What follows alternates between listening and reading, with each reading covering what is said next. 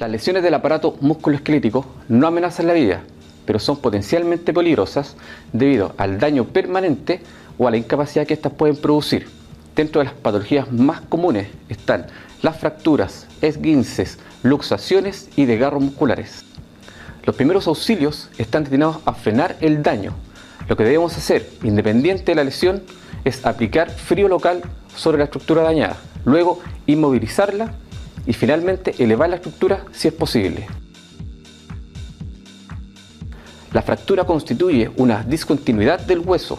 Este se puede romper o partir. Como vimos en el módulo de fractura, estas pueden ser abiertas o cerradas. Ahora explicaremos cómo identificar una fractura.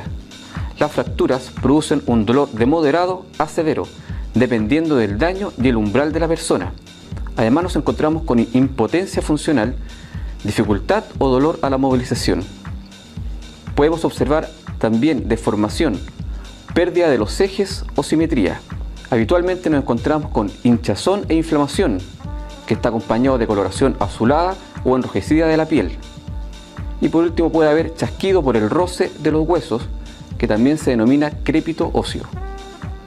Si estamos frente a una fractura, debemos actuar de la siguiente forma. Lo primero es identificar el lugar de la fractura. Aquí observamos, ya que está dibujado, una especie de fractura en la zona de la tibia de su pierna derecha. Lo primero que debemos hacer es aplicar hielo local en la zona, de esta forma. Luego debemos inmovilizar, idealmente con un inmovilizador como el que tenemos acá, o si no más adelante explicaremos algunas formas alternativas de inmovilizar. Inmovilizamos la zona acá, de esta forma. La idea es que esta inmovilización pase por las dos articulaciones periféricas a la lesión, en este caso la rodilla y el tobillo. Movilizamos acá y aquí.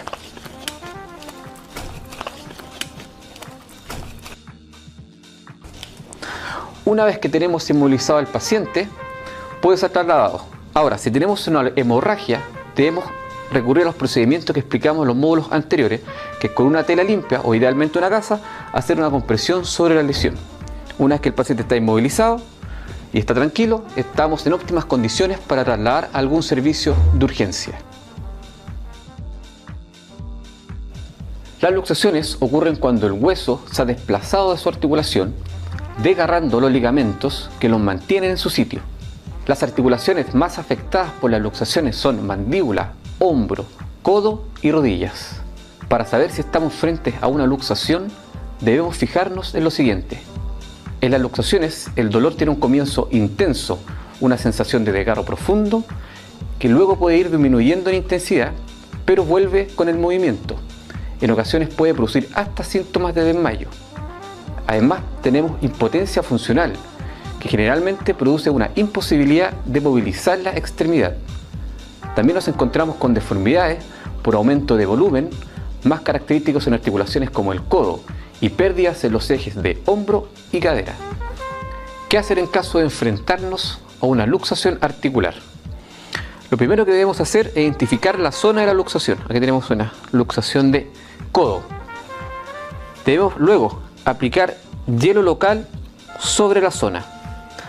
No debemos tratar de reposicionar de la forma original el codo, debemos inmovilizarlo de la misma forma en la que está. Entonces, de esta forma, el brazo quedó en ese posicionamiento de extensión. Vamos a ir acá y vamos fijando de esta forma, sin tratar de recuperar la forma original. Es una técnica de reducción que debe hacerlo solamente personal experimentado en estas técnicas. Luego que inmovilizamos y tenemos el hielo local sobre la zona afectada, estamos en óptimas condiciones para recurrir a algún servicio de urgencia. Los esguinces son las lesiones traumáticas más frecuentes y se definen como la lesión a los ligamentos que se encuentran alrededor de una articulación. Los ligamentos son fibras fuertes y flexibles como una especie de elástico. Estas cubren el tejido óseo. Cuando hay un desgarro del ligamento, este produce dolor e inflamación. Se clasifica según gravedad, desde un desgarro parcial hasta la destrucción total del ligamento. el esguince produce un dolor localizado en la articulación que aumenta al tacto. Esto provoca una equimosis, que es un sangrado interno que habitualmente se observa como un moretón. Este aparece dentro de las primeras horas y se extiende más allá del área de la lesión. Además, encontramos impotencia funcional relativo al grado de esguince. Por ejemplo, si una persona se accidenta un tobillo, esta no puede apoyar el pie. Además, tenemos una movilidad anormal. Además, tenemos un proceso inflamatorio donde existe un aumento del volumen progresivo, lo que implica una existencia de un daño óseo o de partes blandas. ¿Cómo debemos actuar en caso de enfrentarnos a un esguince de una persona? Lo primero es identificar el lugar de la lesión. Acá tenemos en la zona externa del tobillo un esguince clásico de inversión. Lo primero que debemos hacer es aplicar hielo local sobre la zona afectada. Y se recomienda el reposo absoluto, pero para trasladarlo debemos inmovilizarlo para evitar el dolor. Aquí tenemos un inmovilizador de tobillo. En capítulos posteriores explicaremos alternativas que podemos utilizar. Entonces inmovilizamos el tobillo de esta forma.